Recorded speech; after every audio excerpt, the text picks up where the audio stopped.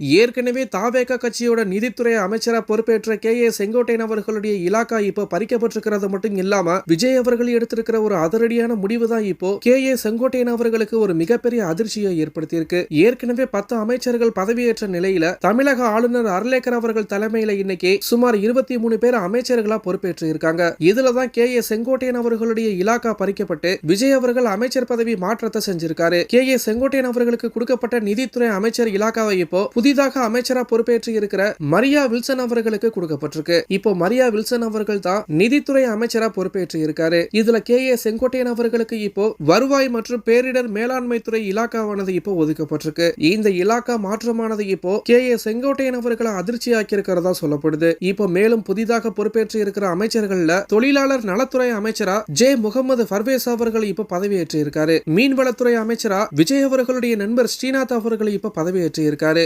கால்நடைத்துறை அமைச்சரா கமலி அவர்கள் இப்ப பதவியேற்று இருக்காங்க. பால்வளத்துறை அமைச்சரா விஜயலட்சுமி அவங்க இப்ப பதவியேற்று இருக்காங்க. வேளாண் துறை அமைச்சரா வினோத் அவர்கள் இப்ப பதவியேற்று இருக்காரு. வனத்துறை அமைச்சரா ரஞ்சித் குமார் அவர்கள் இப்ப பதவியேற்று இருக்காரு. சுற்றுச்சூழல் துறை அமைச்சரா ராஜீவ் அவர்கள் இப்ப பதவியேற்று இருக்காரு. வீட்டு வசதி துறை அமைச்சரா ராஜ்குமார் அவர்கள் இப்ப பதவியேற்று இருக்காரு. கூட்டுறவுத்துறை அமைச்சரா காந்திராஜ் அவர்கள் இப்ப பதவியேற்று இருக்காரு. சிறு குறு நடுத்தர தொழில்துறை அமைச்சரா மதன் ராஜா அவர்கள் இப்ப பதவியேற்று இருக்காரு. சமூக நலத்துறை அமைச்சரா ஜெகதீஸ்வரி அவங்க இப்ப பதவியேற்று இருக்காங்க. சுற்றுலாத்துறை அமைச்சரா காங்கிரஸ் கட்சியை சேர்ந்த ராஜேஷ் அவர்கள் இப்ப பதவியேற்று இருக்காரு. கைத்தறித்துறை அமைச்சரா விஜய் பாலாஜி அவர்கள் இப்ப பதவியேற்று இருக்காரு. வணிக வரித்துறை அமைச்சரா லோகேஷ் அவர்கள் இப்ப பதவியேற்று இருக்காரு. போக்குவரத்து துறை அமைச்சரா தமிழன் பார்த்திபன் அவர்கள் இப்ப பதவியேற்று இருக்காரு. அறநிலையத்துறை அமைச்சரா ரமேஷ் அவர்கள் இப்ப பதவியேற்று இருக்காரு. உயர்கல்வித்துறை அமைச்சரா காங்கிரஸ் கட்சியை சேர்ந்த விஸ்வநாதன் அவர்கள் இப்ப பதவியேற்று இருக்காரு. தகவல் தொழில்நுட்பத்துறை அமைச்சரா ஆர். குமார் அவர்கள் இப்ப பதவியேற்று இருக்காரு.